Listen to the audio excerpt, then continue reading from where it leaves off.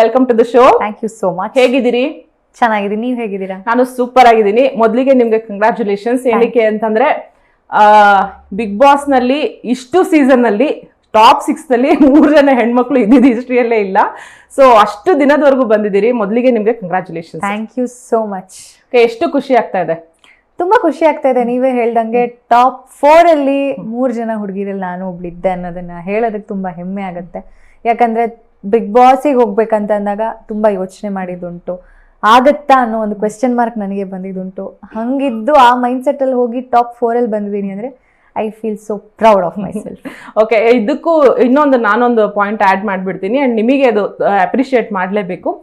Usually ಏನಾಗುತ್ತೆ, ಯಾವ್ದಾದ್ರು show ಆಗಲಿ ಅಥವಾ ಲೈಫ್ ಆದ್ರೂ ಅಷ್ಟೇ, ಯಾರಾದರೂ ನಮಗೆ ಯಾರ ಕಡೆಯಿಂದಾದ್ರೂ ನಮಗೆ ಯೂಸ್ ಆಗ್ತಾ ಇದೆ ಅಂತಂದ್ರೆ ಅದನ್ನ ಅಡ್ವಾಂಟೇಜ್ ತಗೊಳೋರೆ ಜಾಸ್ತಿ. ಬಟ್ ಶೋನಲ್ಲಿ ನೀವು ಯಾವತ್ತೂ ಆ ಥರ ಮಾಡಲಿಲ್ಲ. ಯಾಕೆ ಮಾತು ಹೇಳ್ತಾ ಇದ್ದೀನಿ ಅಂತಂದ್ರೆ, ಎಲ್ಲರೂ ಗಿಲ್ಲಿಯಿಂದ ಕಾವ್ಯ ಅಂತ ಹೇಳ್ತಾ ಇದ್ರು. ನೀವು ಅದರಿಂದ ಹೊರಗೆ ಬರೋದಕ್ಕೆ ತುಂಬಾ ಟ್ರೈ ಮಾಡಿದ್ರಿ. ಇಲ್ಲ, ನಾನು ಇಲ್ಲಿ ಒಬ್ಳೆ ಬಂದಿರೋದು, ಒಬ್ಳೆ ಆಟ ಆಡ್ತಾ ಇರೋದು ಅಂತ ತೋರ್ಸ್ಕೊಳೋದಕ್ಕೆ ತುಂಬಾ ಟ್ರೈ ಮಾಡಿದ್ರಿ. ನೀವೆಲ್ಲೂ ಅಡ್ವಾಂಟೇಜ್ ತಗೊಳಕ್ ಹೋಗ್ಲಿಲ್ಲ. ಸೊ ಅದಕ್ಕೆ ನಿಮ್ಗೆ ಕಂಗ್ರಾಚುಲೇಷನ್ಸ್. ಆ ವಿಚಾರದಲ್ಲಿ ತುಂಬಾ ಖುಷಿ ಇದೆ ನಿಮ್ ಬಗ್ಗೆ. Thank you so much. Okay, ಇನ್ನು ಮನೆಯಲ್ಲಿ ಎಲ್ರು ಮಾತು ಹೇಳುವಾಗ ಹೆಂಗ್ ಅನಿಸ್ತಾ ಇತ್ತು ನಿಮಗೆ? ಅಂದ್ರೆ ಗಿಲ್ಲಿಯಿಂದ ಕಾವ್ಯ ಅಂತ ಹೇಳುವಾಗ, ಯಾಕಂದ್ರೆ ಸುಮಾರು ಸತಿ ನೀವು ಅದರಿಂದ ಹೊರಗೆ ಬರಕ್ ಟ್ರೈ ಮಾಡಿದಿರಿ. ವಿಚಾರವಾಗಿ ಗಿಲ್ಲಿ ನಾಮಿನೇಟ್ ಕೂಡ ಮಾಡಿದಿರಿ. ಬಟ್ ಎಲ್ಲರೂ ಅದೊಂದು ಲಕ್ ಅನ್ನೋ ಪದ ತಗೊಂತಾ ಇದ್ರು, ಆಮೇಲೆ ಗಿಲ್ಲಿಯಿಂದ ಕಾವ್ಯ ಅಂತ ಇದ್ರು. ಅದು ಹೇಗೆ ರಿಸೀವ್ ಮಾಡ್ಕೊಂಡ್ರಿ ನೀವು ಅಂತ?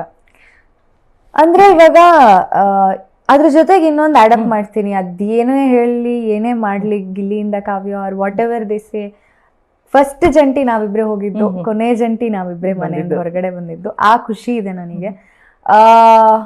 ಅಫ್ಕೋರ್ಸ್ ಬೇಜಾರಾಗ್ತಿತ್ತು. ಅಂದ್ರೆ ನನಗೆ ಗಿಲ್ಲಿ ಇಂದ ಯಾವ್ದು ಪ್ರಾಬ್ಲಮ್ ಆಗ್ತಿರ್ಲಿಲ್ಲ. ಗಿಲ್ಲಿ ಫ್ರೆಂಡ್ಶಿಪ್ ಇಂದ ನನಗ್ ಪರ್ಸ್ನಲಿ ಏನೋ ಅದು ಎಫೆಕ್ಟ್ ಆಗ್ತಿರ್ಲಿಲ್ಲ.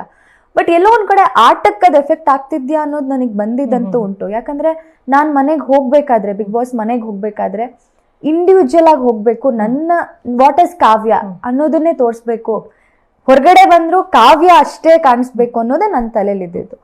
ಸೊ ಪ್ರಾಬಬ್ಲಿ ಆ ಒಂದು ಇಂಟೆನ್ಷನ್ಗೆ ಇದೆಲ್ಲೋ ಒಂದ್ ಕಡೆ ಪ್ರಾಬ್ಲಮ್ ಆಗ್ತಿದ್ದೆ ಅಂದಾಗ ತುಂಬಾ ಬೇಜಾರಾಗಿದ್ದುಂಟು. But at the same time ಆ ಒಂದು ಕಾರಣಕ್ಕೆ ಸುಮ್ನೆ ಗಿಲ್ಲಿ ಜೊತೆ ಏನೋ ನಾನು ಜಗಳ ಮಾಡ್ಕೊಳ್ಳೋದಾಗ್ಲಿ ಅಥವಾ ಗಿಲ್ಲಿನ ಅವಾಯ್ಡ್ ಮಾಡೋದಾಗ್ಲಿ ನಂಗೆ ಇಷ್ಟ ಇರಲಿಲ್ಲ.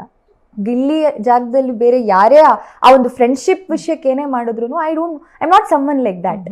ಸೊ ಅದೇ ಚಾಲೆಂಜಿಂಗ್ ಆಗಿತ್ತು ನನಗೆ ಆಕ್ಚುಲಿ.